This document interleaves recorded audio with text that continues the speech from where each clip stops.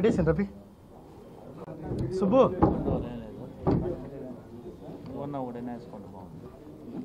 వినోద్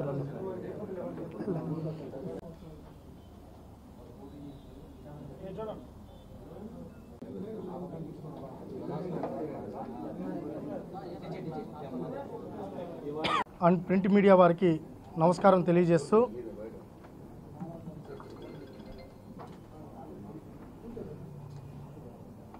జగన్మోహన్ రెడ్డి ఇప్పుడే నిద్రలేసినట్టున్నాడు. కుంభకర్ణుడు కదా, కుంభకర్ణుడు ఏం చేస్తాడంటే తింటాడు పడుకుంటాడు. కానీ ఈ జగన్మోహన్ రెడ్డి లిక్కర్లో, శాండ్లో, మైన్స్లో జనాల రక్తాన్ని వసూలు రూపంలో వసూలు చేసుకొని సాయంత్రం లెక్క కట్టుకొని తెల్లతో మళ్ళీ నిద్రలేస్తాడు. ఇది జగన్మోహన్ రెడ్డి. ఈయన ఇప్పుడు కొత్తగా కలగంటున్నాడు. ఏడ చూడు, ఏ ఊర్లో చూడు యువత కళ నా కళ. ఆయన చెప్తా ఉండేది కొన్ని కోట్లు ఖర్చు పెట్టి యువత కళ ఆయన కళ అంట. అసలు జగన్మోహన్ రెడ్డి అసలు నువ్వు ఎట్ట వేసుకున్నావయ్యా ఈ మొహం? నువ్వేంటి, నువ్వు ఆ కళ ఏంటి? ఎవరన్నా ఈ రాష్ట్రానికి మామూలుగా నువ్వు ప్రతిపక్షంలో ఉన్నప్పుడు ఎవరైనా, ఏ నాయకుడైనా, దేశంలో అయినా ప్రపంచంలో అయినా ఎవరైనా నేను అధికారంలోకి వస్తే, నేను ఎమ్మెల్యే అయితేనో, నేను ఎంపీ అయితేనో, నేను వార్డు మెంబర్ అయితేనో నా వార్డుకి ఇచ్చేయాలి, నా పంచాయతీకి ఇచ్చేయాలి, నా జిల్లాకి ఇచ్చేయాలి, నా ఊరికి ఇచ్చేయాలి అని చెప్పుకుంటారు. మామూలుగా నువ్వు ముఖ్యమంత్రి కావాలని నీ కళ. దానికోసం నువ్వు చాలా చేసావులే. సొంత బాబాయిని లేపేశావు. ఇంకా తండ్రి గారిది చాలా అనుమానాలు ఉన్నాయి, తండ్రి చావు మీద కూడా. ఇలా చెప్పుకుంటూ పోతే చాలా చేసావు. ఆ చాలా చేసిన దాంట్లో అప్పుడు నువ్వు కలగన్నావు నేను ముఖ్యమంత్రి కావాలని. మరి ముఖ్యమంత్రి కావాలన్న నువ్వు ఆ రోజు నువ్వు ఆలోచించాలి, నేను అధికారంలోకి వస్తే ఇది చేస్తానని చెప్పి నువ్వు ఆ రోజు చెప్పావు నా కళ. మరి ఈ కొత్త కళ ఏంటయ్యా నాకు అర్థం కాలేదు. ఎవరన్నా ప్రభుత్వం దిగిపోతా ఉన్నప్పుడు కలగంటారా? రేపో మాపో దిగిపోతున్నావు, ప్రజలు కలగన్నారు, నిన్ను దించేయాలని కలగంటున్నారు. జగన్మోహన్ రెడ్డి నువ్వు వద్దురా నాయన, ఈ రాష్ట్రానికి ముఖ్యమంత్రిగా సర్వనాశనం చేసేసావు, భ్రష్టు పట్టించావు, మా జీవితాలు నాశనం చేసావు అని చెప్పి ప్రజలంతా నిన్ను దించేయాలి. ఎలక్షన్ కోడ్ ఎప్పుడు వస్తుందా అని చెప్పి కలగంటూ రాత్రి ఈరోజు రేపు ఎల్లుండి మొన్నాడని డేట్లు లెక్కెట్టుకున్నారు. ఎలక్షన్ కమిషన్ని రోజు మామూలుగా దేవుడికి దండం పెడతారు. ఈ ఆంధ్రప్రదేశ్లో మటుకు ఎలక్షన్ కమిషన్ దండం పెట్టుకున్నారు. నాయనా నోటిఫికేషన్ని ఈ జగన్మోహన్ రెడ్డి మేము దింపేయాలని రాత్రుల్లో కలగంటున్నారు, పువ్వులు కలగంటున్నారు. మరి నువ్వు కొత్తగా ఈయన కలంట యువతను నాశనం చేసావు. యువత జీవితాలని, ఉపాధి లేదు, ఉద్యోగాలు లేవు, పరిశ్రమలు లేదు, పెట్టుబడి లేదు.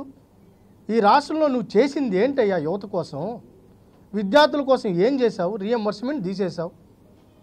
ఎస్సీ ఎస్టీ బీసీలకి రావాల్సిన ఏవైతే ఉన్నాయో ఈరోజు సంక్షేమ హాస్టల్ కానీ, విదేశీ విద్య కానీ ఏది కూడా మొత్తం భ్రష్టు పట్టించేసి ఇప్పుడు కొత్తగా విద్యార్థి కళ నా కళ, యువత కళ నా కళ, రైతు కళ నా కళ. ఈయన ఏంటి అయ్యా నీ కళ? వాళ్ళందరినీ నాశనం చేసేసి నీ కళ. నరేంద్ర మోడీ గారు 2,000 రూపాయలు ఇస్తారు, ఆయన వేస్తాడు. అదే రోజు ఈయన బటన్ నొక్కుతాడు. ఆ 2,000 పడి ఉంటుంది. ఈ నొక్కింది ఎక్కడ పడిందో అర్థం కాల. మళ్ళీ సజ్జల రామకృష్ణారెడ్డి అకౌంట్ పోయి ఎతకాలా, లేకపోతే వాళ్ళ కొడుకు భార్గవ రెడ్డి అకౌంట్లు ఎతకాలా, విజయసాయి రెడ్డి అకౌంట్లు ఎతకాలా? వీళ్ళు ఎత్తుక్కుంటున్నారు, రైతులు ఎత్తుక్కుంటున్నారు, ఆసరా పథకానికి సంబంధించిన వాళ్ళు ఎత్తుకున్నారు, రీఎంబర్స్మెంట్ ఎత్తుక్కున్నారు, అమ్మఒడి ఎత్తుక్కున్నారు, అందరూ ఎత్తుక్కున్నారు. డబ్బు అయితే కనపడలా. ఈ నొక్కింది అయితే మటుకు మొత్తం పెద్ద పెద్ద అక్షరాలతో ఉంటుంది యాడ్లు.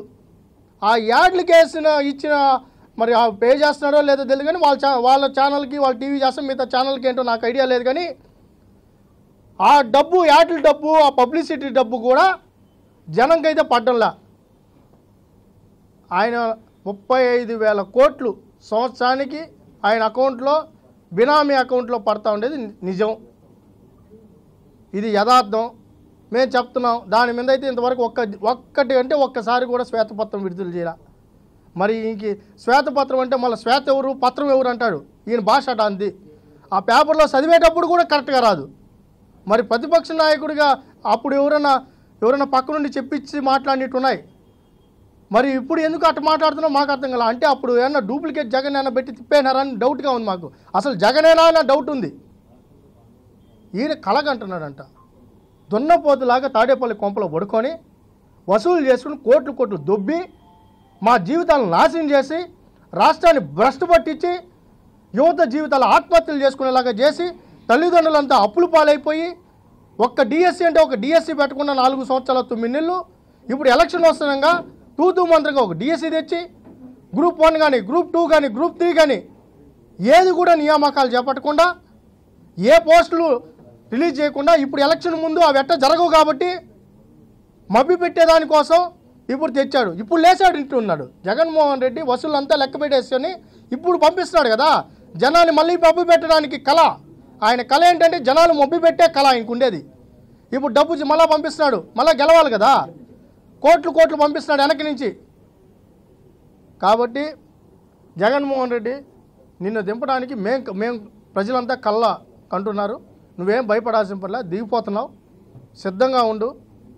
ఎవరో నేను సోషల్ మీడియాలో చూసా, ఏదో స్వామి ఎవరో ఉన్నారు, ఆయన నిత్యానంద స్వామి. నేను అది నిజమో లేదో నాకు తెలియదు కానీ నిత్యానంద స్వామి ఒక ఏదో దీవెని కొన్నాడు.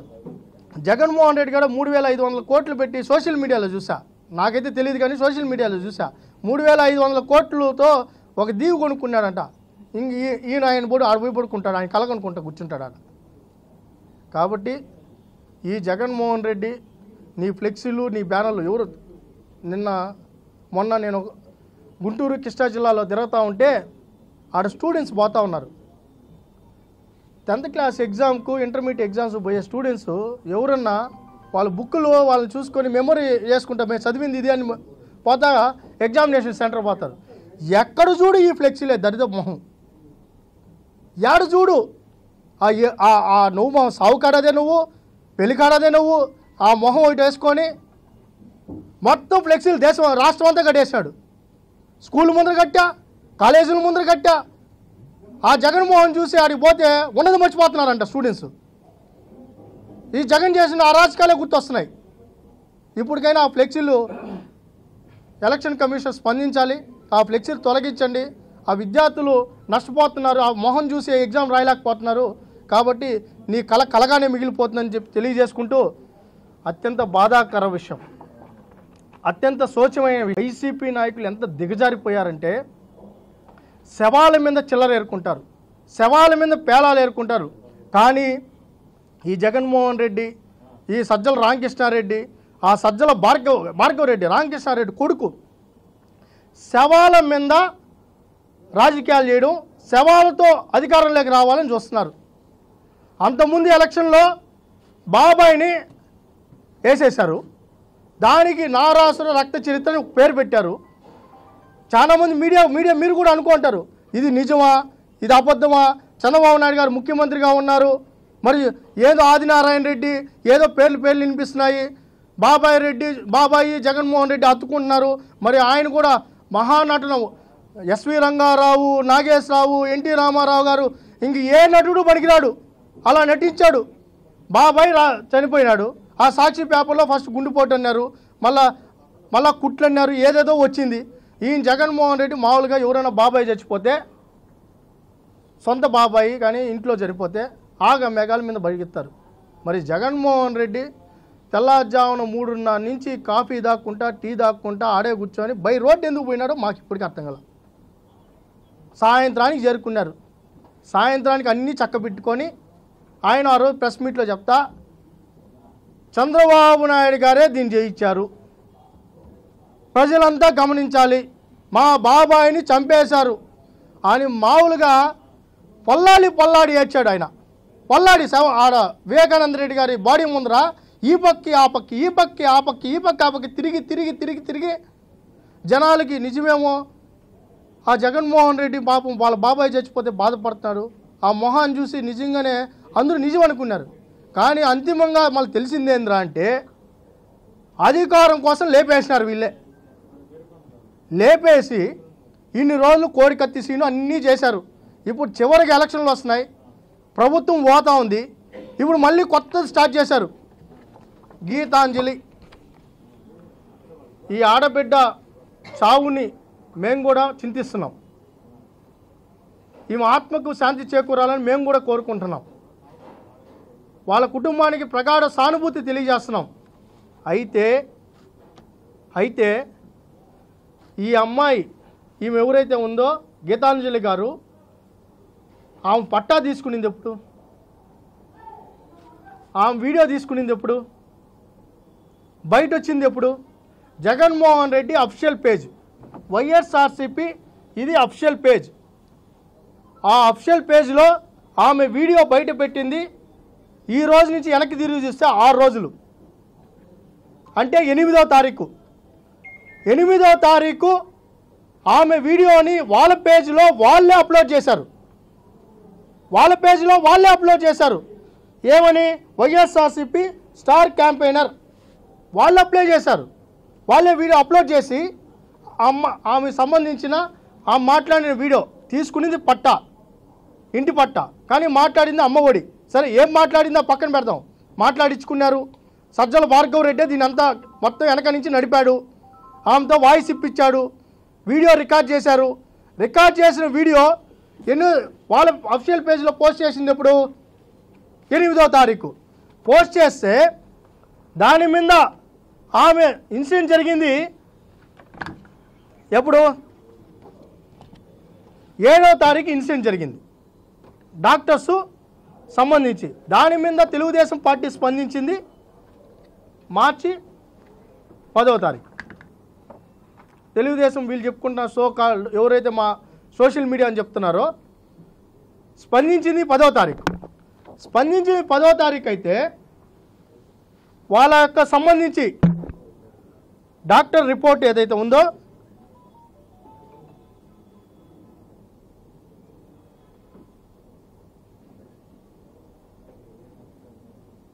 ఏడో తారీఖు జరిగింది. రైలు యాక్సిడెంట్ జరిగింది 7వ తారీఖు. అండ్ రిపోర్టింగ్ 11వ తారీఖు. డాక్టరు కంప్లైంట్ చేశాడు. డాక్టర్ కంప్లైంట్ చేస్తే ఆధారాలతో ఉన్నాయి. మొత్తం వాళ్ళు ఎఫ్ఐఆర్ కట్టింది, చేసింది, ఏమైంది, యాక్సిడెంట్ ఎలా అయింది, మొత్తం ఆ రిపోర్ట్లో ఉంది. ఈ 2 రోజుల నుంచి ఎలా పడితే అలా ఆమె చావుకు కారణం తెలుగుదేశం పార్టీ సోషల్ మీడియా, ఆమెకు చావుకు కారణం తెలుగుదేశం పార్టీ సానుభూతి పరులు అన్నారు. ఆమెకు చావుకు కారణం సజ్జల భార్గవ రెడ్డి. మేము చెప్తాం, విచారణ చేయండి. నేను ఎస్పీ గారు మాట్లాడుతూ అసలు సంబంధం లేకుండా మాట్లాడారు ఎస్పీ గారు. మేము ఎస్పీ గారిని రిక్వెస్ట్ చేస్తున్నాం, సార్ ఇన్సిడెంట్ జరిగింది ఎప్పుడు? ఆమె వీడియో అప్లోడ్ చేసింది ఎప్పుడు? అసలు వీడియోనే అప్లోడ్ చేయకుండా ఆమె మాట్లాడింది మాకు తెలియకుండా ఆమె సోషల్ మీడియాకి బాధింపబడి ట్రైన్ సంఘటన జరిగింది ఎలా చెప్తారు? దాని మీద విచారణ చేయండి. ఇన్సిడెంట్ జరిగింది ఎప్పుడు? వీడియో అప్లోడ్ చేసింది ఎప్పుడు? దాని మీద స్పందించింది ఎప్పుడు? సంబంధం లేకుండా ఈ తెలుగుదేశం పార్టీ సోషల్ మీడియాలో స్పందన బట్టి ఆమె ఇన్సిడెంట్ జరిగిందని చెప్పి ఎంత దొంగ మాట్లాడి, ఎంత నీచం! చావును కూడా రాజకీయాలకు వాడుకుంటారా? అసలు చంపిందే మీరు.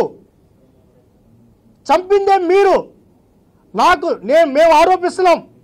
ఇది వాస్తవం కాదు, పోలీస్ డిపార్ట్మెంట్ కూడా తేల్చాలి.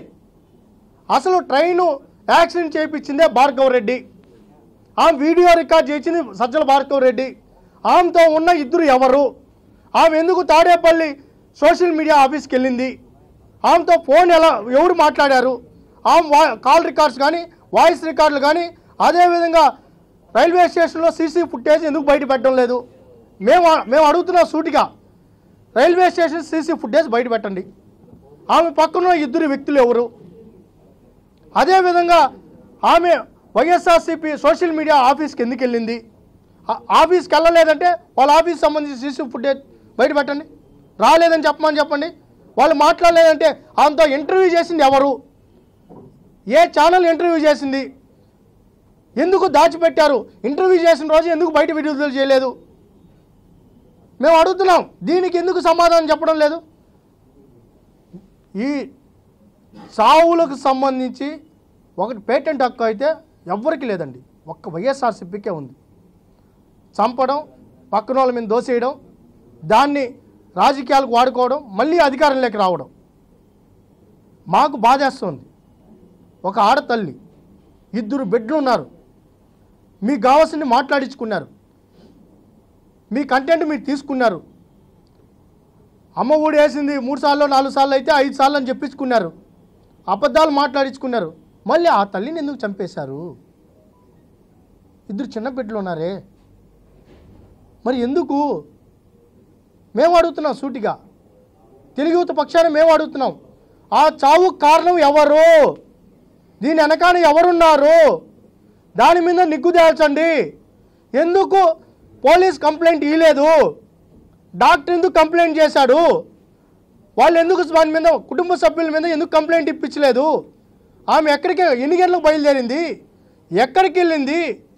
ఎవరు పిలుచుకెళ్ళారు? ఎందుకు యాక్సిడెంట్కి గురైంది? యాక్సిడెంట్ అని ఎందుకు చెప్తున్నారు? అంతకుముందు కూడా బాబాయ్ విషయంలో అట్టే చెప్పారు. ఉదయం వరకు గుండెపోటు అన్నారు, తర్వాత రక్త గాయాలన్నారు, చివరికి చూస్తే గొడ్డల పోటు అన్నారు, చివరికి చూస్తే మళ్ళీ చంద్రబాబు నాయుడు గారికి ఆ గొడ్డలకి సంబంధం పెట్టారు. అంతిమంగా మళ్ళీ ఈయన ముఖ్యమంత్రి అయ్యారు. ఈ 4 సంవత్సరాల 10 నెలల్లో ఆ గొడ్డలి బుద్ధి చంపినోడెవడు? వీళ్ళ దగ్గరే కదా పవర్ ఉండేది.